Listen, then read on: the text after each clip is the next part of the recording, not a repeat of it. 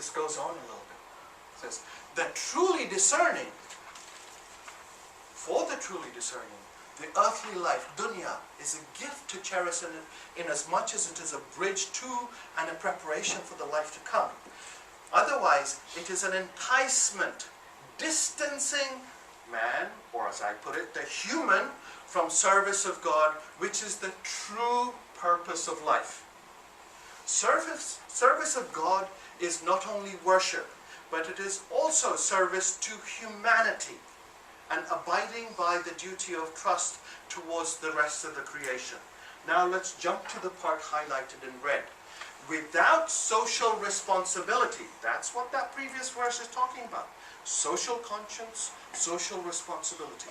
Without social responsibility, religiosity is a show of conceit. You with me so far? Okay. Islam, and I put that in quotes because I've never met this person.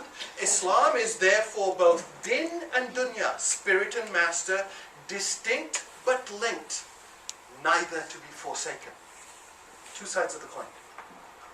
I'm going to jump through this a little bit quickly. Okay. This is a poem that is inscribed at the United Nations.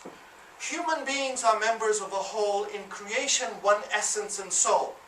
If one member is afflicted with pain, other members uneasy will remain.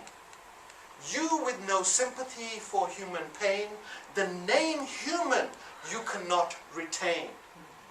Sadi dies in the 1200s. You see what I'm pointing at? In pluribus unum, central premise of the founding of this country and of what, the magical idea that we all aspire to and the world looks to. Okay? And then there is this. Okay? And this is my humble understanding of part of the Jewish tradition. There is this notion of tikkun olam. Did I say that right? The mending of the world. But that comes only, in my humble understanding, only when you do this. When you mend the human being.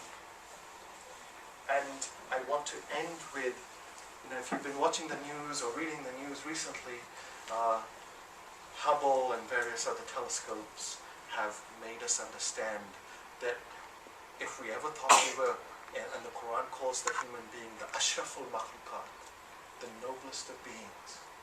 But think about the earth, when it is part of the Milky Way, which it is, the estimations are 1.7 billion planets. How many of those are in the Goldilocks range? How many of those sustain life? Okay? And that's just our galaxy. Your children's children's children perhaps will come into contact with that other being. What then happens to our theologies? We have to be able to understand them in this way of, we are creatures of this vastness, and we have to participate in that. Participate in it by you helping me be what I can be, and I in return giving you my shoulder.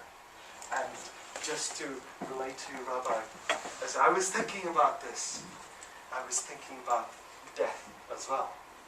And I know I'm way over time, but I want to just finish with this. I don't know too many funeral parlors in the Islamic communities.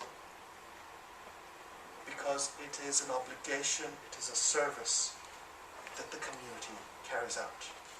When one of us dies, a male is required to give his shoulder to the bier if a funeral procession is passing by. There are many, many, many other things that all our traditions share, and I want to go and take my seat again and let our last speaker speak, and then let's get into the discussion.